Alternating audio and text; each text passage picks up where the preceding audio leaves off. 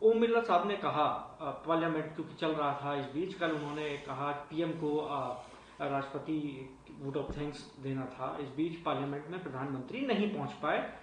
ओम बिरला साहब ने ये कहा कि मैंने उनसे रिक्वेस्ट किया क्योंकि अपोजिशन की कुछ महिला सांसद जो है वेल में आ गई थी और कुछ घटना हो सकती थी, अटैक कर सकते थे वो पीएम पर, इसलिए मैंने रिक्वेस्ट किया पीएम को कि वो ना आए, और वो नहीं आए मेरे रिक्वेस्ट पर। मुझे 2004 का वो कांग्रेस पार्टी की तरफ से एक वीडियो जारी किया गया जिसमें मनमोहन सिंह साहब खड़े हुए थे और उनके सामने प्रोटेस्ट कर रहे थे अपोजिशन। आप कैसे इसको देखते हैं? क्या वाकई में अब जो अपोजिशन पार्टी हैं वो इतने नाराज हैं कि वो अटैक कर सकते हैं पीएम पर? देखिए, मैंने जब वो खबर पढ़ी या टीवी पे सुनी तो मुझे बहुत ताज्जुब हुआ।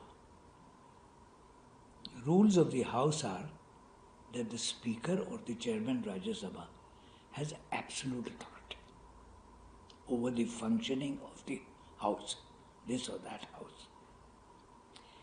पहले ये होता था कि जो सिक्योरिटी फोर्स थी पार्लियामेंट की, वो लोकसभा के कंट्रोल में या राज्यसभा के कंट्रोल में होती थी। अब कुछ सालों से उसको बदल के उन्होंने किसको सीआईएफ को, किसको दे दिया है। तो कोई, आप अगर जाएं, मैं अगर जाऊं पार्लियामेंट हाउस में तो दाखिल नहीं हो सकता हूं, नहीं जा सकता हूं। किसी ने मुझसे पूछा आपने नया पार्लियामेंट देखा है? मैंने कहा भाई पास अंदर जाने का कोई कार्ड ही नहीं है, मैं कैसे देखूं? तो स्पीकर साहब का जो भी फैसला रहा हो, मुझे नहीं मालूम, तो अखबार में जो लिखा है उसमें कि कोई इतना पावरफुल हो जाएगा कि स्पीकर को दबा देगा, ये बात मेरी समझ में नहीं है। हाउस में जो दाखिल होता है वो सिक्योरिटी कंट्रोल के बाद जाता है, और जो चीज़ स्पीकर या चेयरमैन के कंट्रोल में है उसके ऊपर कोई दो राय नहीं है।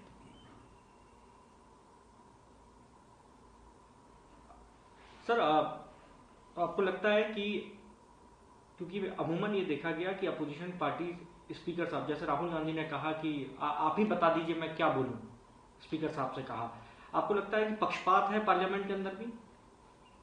क्योंकि आपने बहुत करीब से देखा है, इसलिए मैं आपसे ये पूछ रहा हूँ। भाई मैं आपको इसीलिए तो बता रहा हूं कि 10 साल में मेरे सामने कोई ऐसी बात नहीं हुई।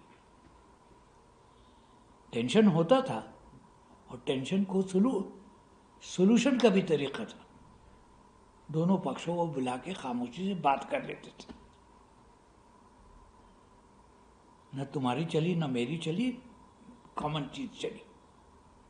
तो मेरे जमाने में तो ऐसी कोई चीज हुई नहीं। कभी कभी एजिटेशन होता था, लोग प्रोटेस्ट करते थे, ज्यादा से ज्यादा ये होता था कि हाउस एडजर्न कर दिया आपने 2 घंटे के लिए या आधे दिन के लिए या 1 दिन के लिए, और उसके आगे कभी कुछ नहीं हुआ। मैं आपको एक किस्सा ही मुझे याद आता है। कोई डिबेट हो रहा था, उसमें एक फ्रंट लाइन पे बैठे हुए ऑपोजिशन के एक एमपी थे और वो भाषण दे रहे थे। तो उनके भाषण में जरा सा लैंग्वेज जो थी वो सख्त थी। तो मैंने उनसे कहा, उनको रोक के उनसे कहा कि देखिए आप जो कर रहे हैं वो एक रूल एक्स को वायलेट करता है, और अगर आप यही कहेंगे तो मुझे फिर आपके खिलाफ एक्शन लेना पड़ेगा। इतना कहना काफी था। उन्होंने अपना बस्ता उठाया और चले गए। तो देखिए, रूल्स बहुत हैं, रूल्स की कमी नहीं है, मगर रूल के लिए यह है कि कोई उसको ऑब्जर्व करे।